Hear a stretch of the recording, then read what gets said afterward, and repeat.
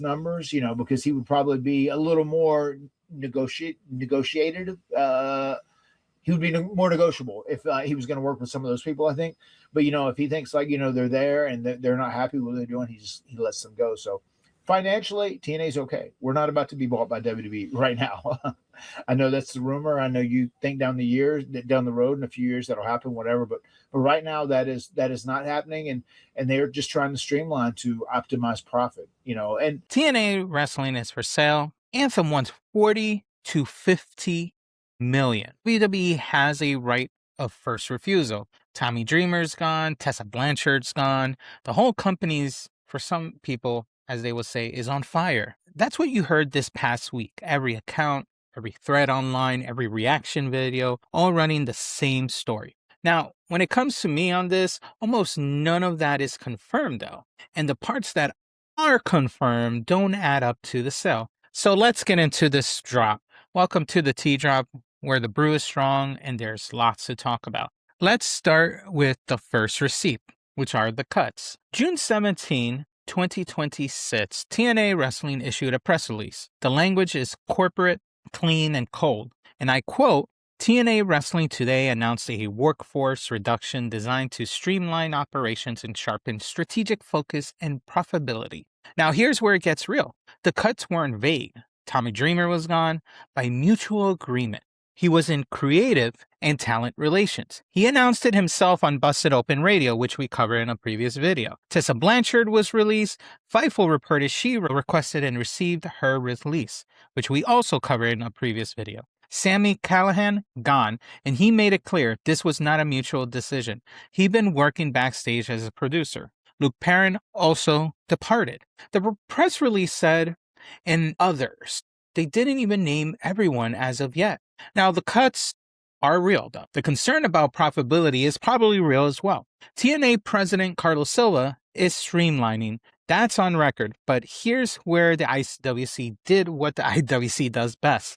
They took workforce reduction and turned it into an Anthem is selling TNA. A few things can be true at the same time. A company can cut costs to become profitable and not be for sale. But nobody wanted to sit with that nuance, though. Everybody wanted the headline. Now let's go to receipt number 2, which was the Spark and Avignon's report. On June 20th of this year, 3 days after the cuts were announced, Blake Axe of Abington drops a post on X. And this is the spark that lit the whole internet on fire. And I quote, Anthem's Len Asper has set a $30 million floor for a potential sale of TNA, with his preferred price in the $40 million to $50 million range. The premium reflects toxic depth on Anthem's books themselves that and any buyer would be expected to absorb. No deal is imminent, but the numbers is out there. Now, I need you to pay attention to the exact language here because he did say potential sale. He said no deal is imminent, and he did say the number is out there. He did not say, though, TNA is actively being sold. He did not say Anthem is shopping it. But that's not what went viral now, is it? The viral version turned a reported hypothetical price floor into Anthem is selling TNA. That's a freaking massive leap now, is it? And Avignon himself had to come back and clarify. He never claimed TNA was actively being sold or that Anthem was seeking a buyer. He reported that a price floor existed if a sale ever happened. Now, in what universe does a hypothetical become a headline, though? This one, apparently. So the number's out there, 40 million, and naturally someone asked Tony Khan about it.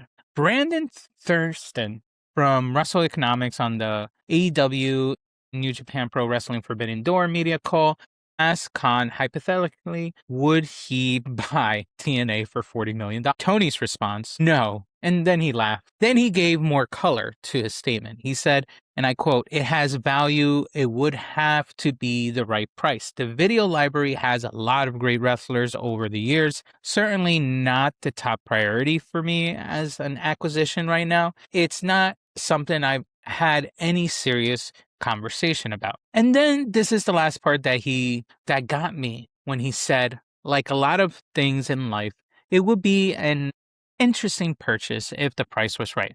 But isn't the true of so many things in life? There are a lot of excellent automobiles that I would love to have in my garage, but it would depend on the price. At 40 million? No, absolutely not.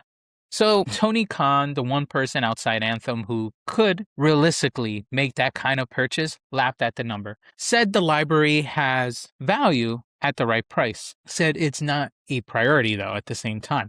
Said he's had zero serious conversation about it as well. So that settles that. AEW is not buying TNA.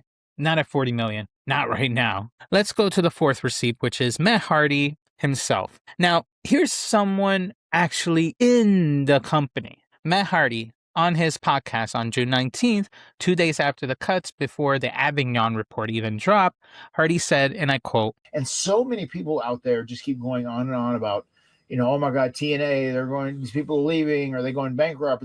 We're actually going the opposite direction. They're actually saving money. They're actually, the reason a lot of these people want to leave is because they're being offered per night deals, and it is what it is. And on Carlos Silva, the TNA president, who a lot of fans are side-eyeing right now, Hardy gave this, and I quote, Carlos, his job, love him or hate him, is to streamline money and make the company profitable and maximize the amounts of money as much as you can. And if someone goes like, hey, if I can't get a full-time deal, I want to go, he doesn't have a wrestling mindset at all. And maybe this is changing a little bit because they did do that announcement whenever Steve Macklin was leaving. But he goes, okay, if you don't want to, if this isn't working for you and you don't want to be here, I'm not going to hold you up. I'm going to let you go. Financially, TNA's okay. We're not about to be bought by WWE right now. I know that's the rumor. I know you think down the road in a few years that'll happen, whatever. But right now that is not happening, and they're just trying to streamline to optimize profit. Now, is Matt Hardy an ownership level source? Nah. He's talent at the end of the day, but he's talent who's been around every major promotion at this point, who's been in TNA's orbit, and who is willing to stay on record. TNA is financially okay, he said. Not being bought by WWE right now, he also said. Now let's talk about another receipt, which is the denial, which is some based on the PW Insider sources. All right. So let's build this a bit.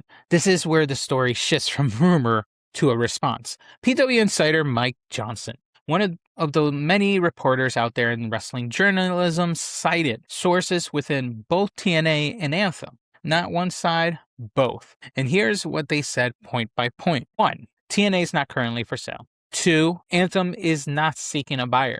3. The $30 to $40 million valuation is wrong. Anthem sources call that range, and I quote, undervaluating TNA as it currently exists. 4. WWE having a right of first refusal to match a TNA offer is denied. Now 5. Sources pointing to Anthem rejecting Scott D'Amore's purchase proposal back in 2024 as evidence that Anthem had not been looking to sell the company. If they wanted to sell, D'Amore's offer was right there. And lastly, 6. This one's important. One source suggested the timing of the sale talk was intended to hurt TNA heading into Slammiversary, which was on June 28th. The sources criticized how rapidly the story spread from, and I quote, an account it described as lacking a substantial track record. Now, I need to be precise here. PW Insider's report is described as a meaningful corporate source denial. It is not a legal filing. It's not even an official ownership statement on letterhead. It's sources inside both companies saying this isn't happening. But given that Mike Johnson has the track record he has when it comes to his stories, and given that these are sources on both sides, TNA and Anthem, this carries, as most people can see, significant more weight than a single social media post about hypothetical price floors. Now, when it comes to the WWE rights of first refusal, here's where I need to separate what's been reported from what's been denied. The WWE right of refusal rumor has been circulating for months. It's been circulating since they signed the deal with them to work together. It came from the Wrestling Observer newsletter, Dave Meltzer's outlet, good old Dave Meltzer. The claim WWE's working agreement with TNA includes a clause where WWE can match any competing offer to buy TNA. Essentially, if Anthem wanted to sell to someone else, WWE gets to match it first. Now, here's the problem. Neither WWE nor TNA has released the actual partnership contract publicly, so this alleged clause has now been denied by Anthem and TNA sources, but the contract itself is not public. We're dealing with source denials against source reporting, and neither side has put the document on the table in front of us all. Now, what I will say in this, the most recent and most credibly sourced reporting from both TNA and Anthem insiders specifically push back on the right of first refusal claim, though. And no one from WWE or the Wrestling Observer has produced the contract to confirm it. So take that into mind when you think about this whole selling process going forward. Now, the bottom line, and strap in because here's where I'm going to start landing on my thoughts, which is the cuts were real. Tommy Dreamer, Tessa Blanchard, Sami Callihan, Luke Perrin, all gone. That happened, and that's, as far as we can see, it's on record. Now, the concern about profitability is real. Carlos Silva is streamlining, TNA is cutting costs. That's confirmed by press release by Matt Hardy and by the company's own language. But here's what's not confirmed, and we need to be very thoughtful when the next time we speak about this again. There's no active sell. There's no buyer search. There's no confirmed 30 to 50 million or 40 million dollar asking price. Anthem sources call that undervaluating. There's no confirmed WWE right of refusal. Tony Khan laughed at 40 million and said he's had a zero serious conversation. And sources inside both TNA and Anthem told PW Insider, as far as we know, one of the most biggest wrestling reporters in the business, that none of this is happening. The viral version of the story turned a hypothetical price floor into Anthem is selling TNA. That's not journalism, as far as we know. This is all a telephone game. And the timing, one source said, the sell talk was designed to hurt TNA heading into Slammiversary, which was on June 28th in Boston. A show that went on as planned, regardless of this situation, a company that's still operating. Here's what I'll give credit for. The IWC wanted this story to be true because a TNA fire sale is more dramatic than corporate restructuring. But wanting something to be true doesn't make it true. The receipts of all of this story will say otherwise. Now, don't get me wrong, a future sale remains possible for any private company, but right now, as at this point in date when this video has been recorded, there is no credible confirmation of an active TNA sales process. Period.